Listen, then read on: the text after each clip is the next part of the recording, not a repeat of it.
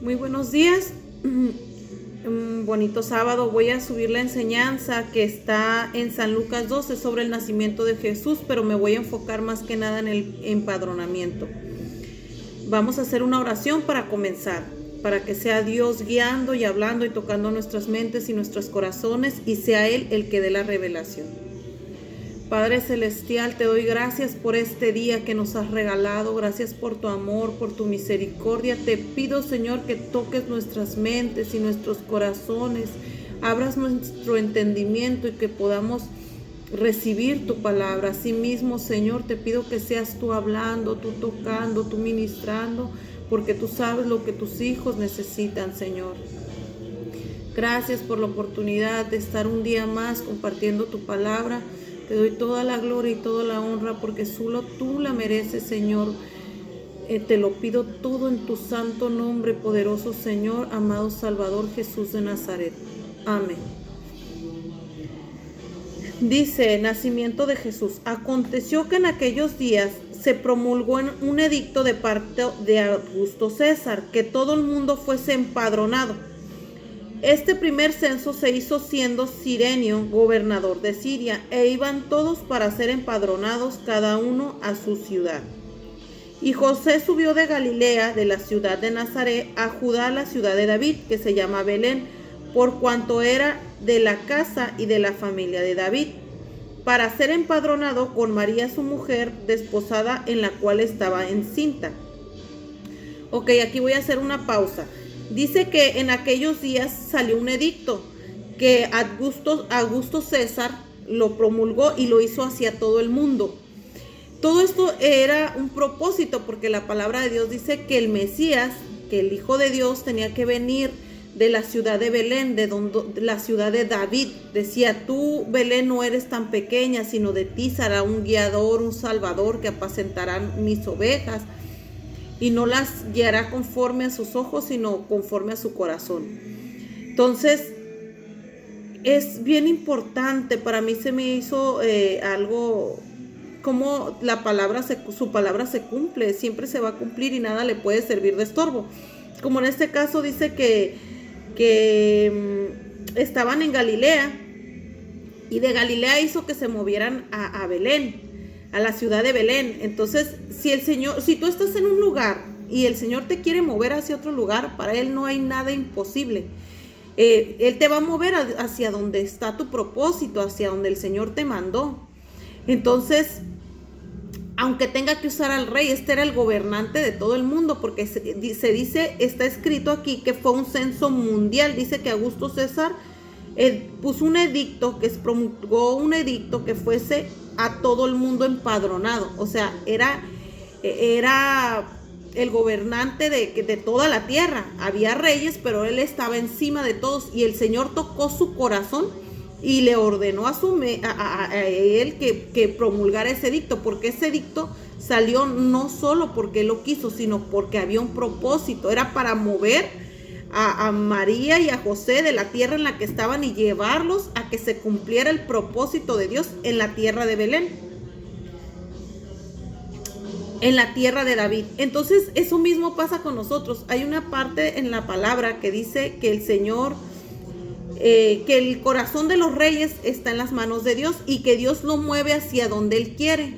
Entonces, para Dios no hay nada imposible. Si el Señor ha prometido, ha dado una palabra, Él es un Dios que cumple, que su palabra se cumple, que todas sus promesas se cumplen. Entonces, si el Señor te ha dado una palabra para tu vida, aunque tú la veas que tarda mucho y dices, ay, yo creo que eso no, porque pues ya ha pasado mucho tiempo. El Señor no es hijo de hombre para mentir. Dice su palabra que Él no es hijo de hombre para mentir. Entonces, lo que Dios te promete, Dios te lo cumple, pero Dios tiene un tiempo. Primero va a tratar con tu corazón para entregarte todo aquello que Él te quiere entregar. Primero va a tratar con tu corazón y va a quitar las cosas que no le agradan, que no son agradables delante de sus ojos. Y cuando Él ve que ya estás listo, entonces Él te entrega todo aquello que te prometió. Como en el caso de José, que José le mostró un sueño. O sea, tiempo antes el Señor le mostró que Él iba a gobernar y que sus hermanos y sus padres todos se inclinarían ante Él. Fue un sueño que causó envidia porque entendieron que era real y que venía de Dios. porque si fuese solo un sueño, ellos dirán, está loco, pero no, realmente dicen que su padre se molestó y dijo, ahora dices que tú que nosotros nos inclinaremos hacia ti. Dice que vio que el sol y la luna y que todas las espigas se inclinaban ante él. El cielo y la luna en este caso era la mamá y el papá. Y todas las espigas eran los hermanos. Pero para que el Señor le pudiera entregar lo que él le había prometido en el sueño, lo que él le había mostrado al lugar donde lo iba a llevar, primero lo tuvieron que meter en la cárcel, lo vendieron. Fue procesado y llevó muchos trabajos duros, pero aún así se mantuvo fiel. En la cárcel, que era el momento más difícil de su vida, Dios siempre estuvo con él, porque dice que fue favorecido en la cárcel, cayó gracia por el carcelero y no estaba completamente como un esclavo, sino que era favorecido, era por la gracia de Dios que estaba con él. Porque cuando el Señor te lleva al proceso, Él nunca te va a dejar solo, siempre va a estar contigo, porque Él te llevó por un propósito, y si Él te lleva, Él te sostiene.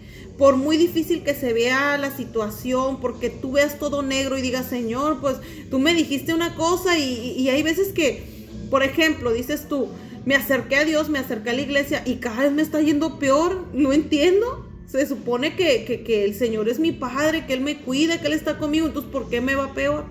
Porque ya el Señor está tratando con tu corazón.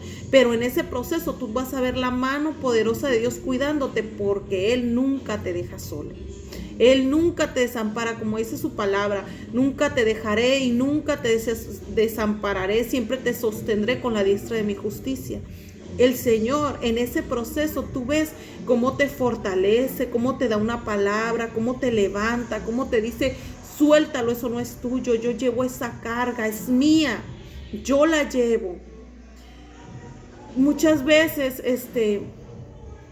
queremos ver pronto lo que Dios ha prometido, pero no estamos listos para recibirlo. Hay que pasar por un proceso, hay que pasar por un trabajo para poder recibir las promesas de Dios. Pero lo que yo hoy vengo a decirte es que nada es imposible para Dios y que nada está fuera de su control. Como en este caso Dios usó al gobernante, al que estaba sobre toda la tierra en ese tiempo, para ponerle en su corazón que levantara un censo en todo el mundo. ¿Para qué? Para que aún María y José, donde estuvieran, fueran movidos y llevados al lugar donde tenían que estar, al propósito y al plan de Dios, se apegaran al plan de Dios. Porque en el plan de Dios él tenía que nacer en Belén, porque esa era una palabra que Dios había dado, que nacería ahí, y Dios no miente, así tenga que remover la tierra. El propósito de Dios se cumple en nosotros. Entonces dice que ya llegó, estando encinta, dice, llegó María con José para ser empadronados. Empadronados era como para dar sus datos, como la hora que votas, pero era solo para saber cuántas personas había en la tierra y para tener los datos de las personas. Entonces dice, y aconteció, en el 2:6 dice, y aconteció que estando ahí se cumplieron los días de su alumbramiento. Nació nuestro Señor Jesucristo, el Salvador nació, porque era un propósito de Dios, nomás para eso fue. Ellos creían que iban a ser empadronados, pero en realidad iban a cumplir un propósito de Dios. Dice, y dio a luz a su hijo primogénito. ¿Por qué dice que dio a luz a su hijo primogénito? No sé si muchos de ustedes sean conscientes, pero después de Jesús vinieron muchos hijos. María fue virgen antes. Cuando nació nuestro Señor Jesús, antes de nacer, ella tenía que ser virgen porque no podía ser engendrado de pecado. Tenía que venir a quitar el pecado Jesús, nuestro Señor Jesús. Entonces no podía tener pecado. Por eso ella tenía que ser virgen. No podía, nosotros heredamos de nuestros padres los pecados, en este caso del hombre. El hombre es el que pone la semilla y de él heredamos todo. ¿Por qué te digo esto? Mira, está comprobado que si una madre tiene SIDA, el niño puede nacer sin SIDA. Y dices, ¿cómo? Si todo se lo transmite, sí. Pero Dios la preparó, hizo una cobertura dentro de su estómago, de su vientre, para que lo que nosotros engendráramos para que la mujer pudiera engendrar sin pecado, como en este caso María engendró sin pecado. Entonces, perdón, dice que dio a luz a su hijo primogénito. ¿Por qué? Porque después de Jesús vinieron más hijos, los que habla la palabra de Dios que no creían en él. ¿Por qué? Porque como dice su palabra, nadie es profeta en su tierra. Lo vieron crecer y lo vieron tanto que se acostumbraron a verlo como un ser humano normal. Pero él no era un ser humano normal, porque ni su nacimiento era normal. Él era Dios mismo dentro del vientre de María, naciendo.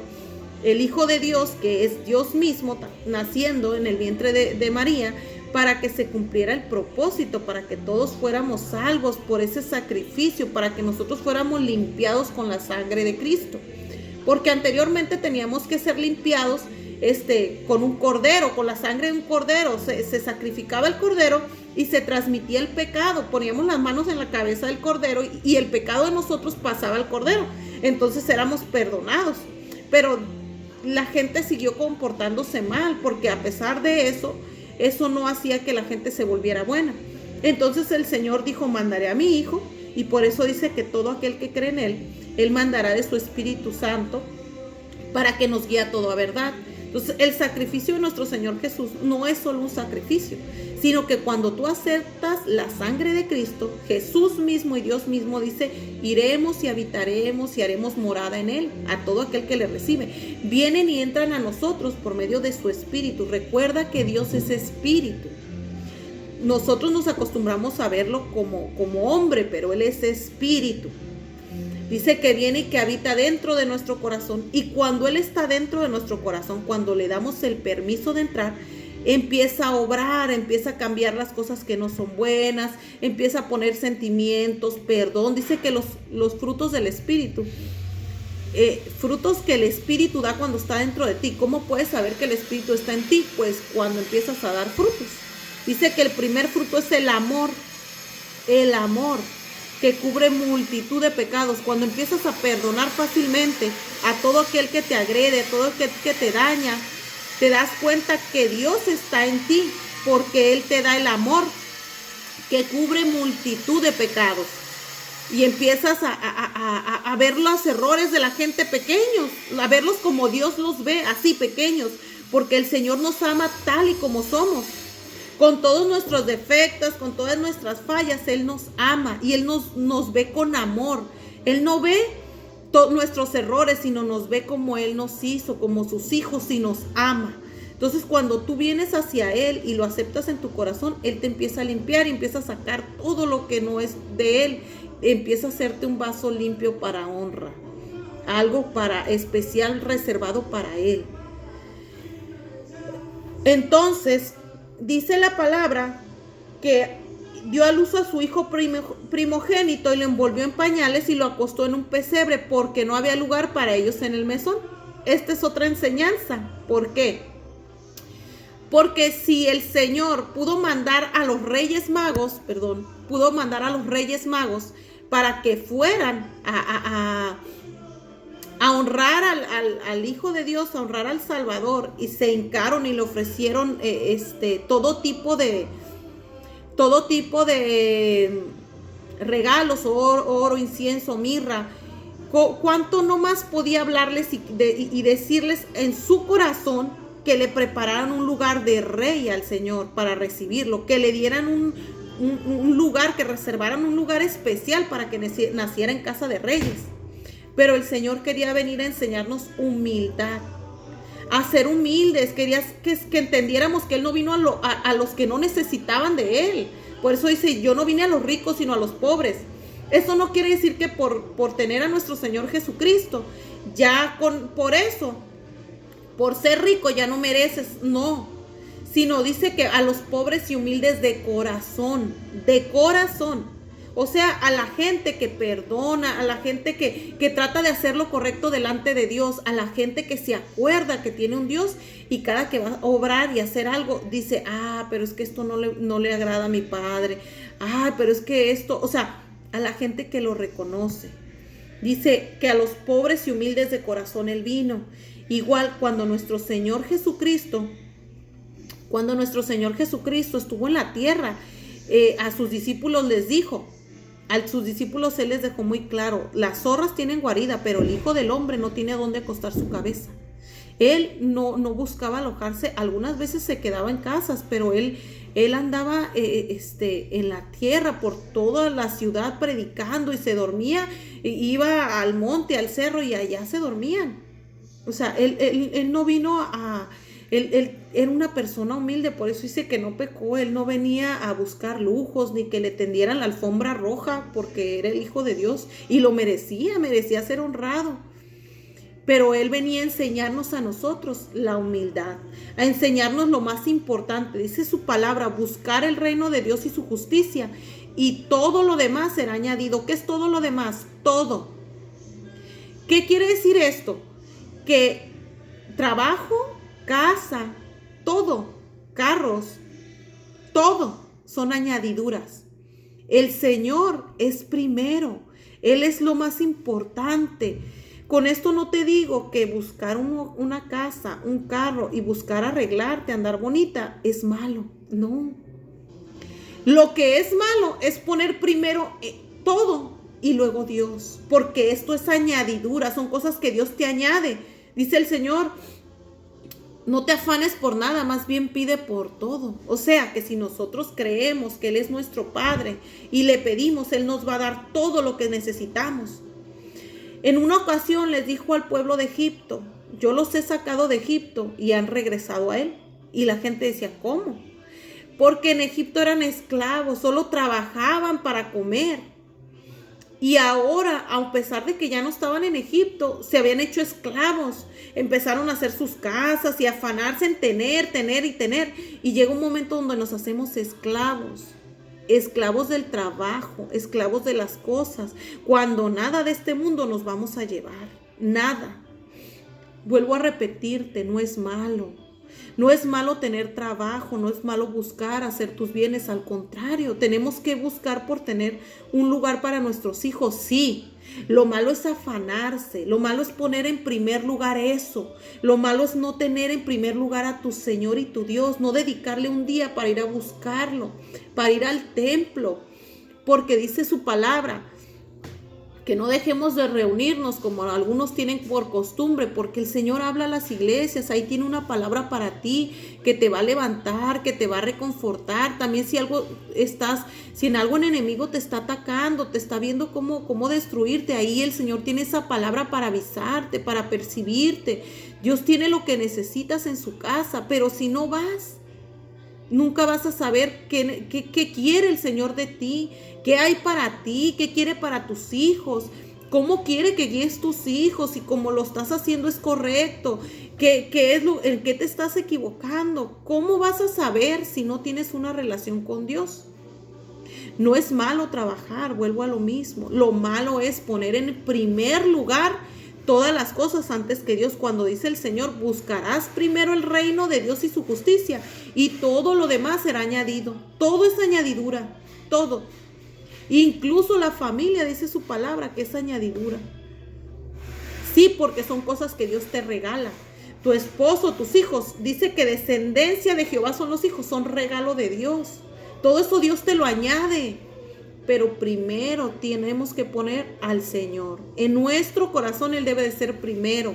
¿Por qué? Porque Él nos guía, Él nos cuida. Mira, el Señor ha estado hablando, todos los juicios que han venido a la tierra, terremotos, todo es tsunamis, todo, incluso el frío, fíjate, el frío. Todo eso viene de Dios, todo eso Dios lo ha mandado. ¿Para qué? Para que la gente despierte y se dé cuenta que Él es el que nos protege y nos cuida, que estamos en la mano de Él y regrese a Él. Sé que muchos van a decir, pero si Dios es un Dios de amor. Sí. Y entonces, ¿por qué mandó a Nínive, a Jonás, a hablarle a Nínive, que si no se arrepentían los iba a destruir? Porque es un Dios de amor, pero también es un Dios de justicia. Es justo, dice que no tolera la maldad y el pecado. Y ahora el pecado ha subido como humo hasta Él. El pecado ha crecido, la gente hemos perdido el temor de Dios. Y el Señor dice su palabra que al que ama lo corrige. Que bendito aquel al que Dios corrigiere porque a tal ama. Nos corrige, ¿cómo? Sacude la tierra, trae tsunamis, trae todo eso. ¿Por qué? Para que nos acordemos de Él y regresemos a Él, para que sepamos que somos frágiles y que si alejados de Él nada podemos hacer, que lo necesitamos, para que lo busquemos y para que no nos perdamos en el infierno, en una condenación eterna. Porque si el Señor no nos jala las orejas y no nos agarra de aquí, no lo buscamos. Si no tenemos necesidad, no lo buscamos. Solamente cuando ocupamos algo lo buscamos. ¿Y por qué crees que el Señor nos va a hacer pasar necesidad a todos? A todos, a todos. Él no va a hacer acepción de personas. A todos nos va a probar y nos va a hacer pasar necesidad. Nos va a pasar por fuego a todos, parejo. Aún a los hijos de Dios para probar su corazón. Entonces tenemos que prepararnos. Pero ¿cómo tú vas a saber de todas estas cosas que el Señor está hablando si no estamos cerca de Él?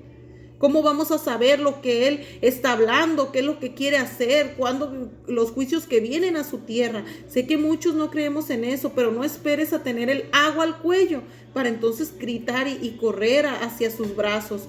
¿Por qué? Porque Él es fiel y verdadero, pero Él está comprometido con los que se comprometen con Él. Él está comprometido de guardar a los que lo buscan, a los que no. Solamente la misericordia de Dios los va a sostener. Solamente su misericordia y su propósito. Porque aunque ahorita no estés encaminada en el camino de Dios, Dios desde que naciste puso un propósito en ti. Entonces Dios conoce los corazones y si sabe que con esa sacudida te lo vas a buscar, te vas a acercar a Él, Dios te va a guardar. Pero escúchame bien, te va a guardar por un propósito. Y a los que no guarden es porque sabía que sus corazones no lo iban a obedecer. Y a los del pueblo de Dios que se lleve es porque ya se había terminado su tiempo. Su propósito ya se había terminado. Ya habían hecho lo que ya tenían que hacer. Entonces mira, no, esta predicación realmente salió. Yo quería hablar del censo, de otras cosas. Pero al final de cuentas el Señor es el que habla y el que saca las cosas. Las palabras, Él es el que toma el control de todo. Ahorita voy a hacer una oración y te pido que tengas la humildad para cerrar tus ojitos y para hacerla. Si no puedes en este momento porque hay personas o X o Y, después hazla en tu casa, solas, busca un momento para hacerla. Una oración donde le pidamos a Dios que entre en nuestro corazón y haga una diferencia en nosotros, que nos ponga el hambre y la sed de Dios, la necesidad, el deseo de buscar a Dios, porque hay veces que eso no lo tenemos, es real, pero necesitamos pedirle ayuda para que Él ponga todo eso en nuestros corazones. ¿Ok? Señor, te damos gracias por este día que nos has regalado, mi amado.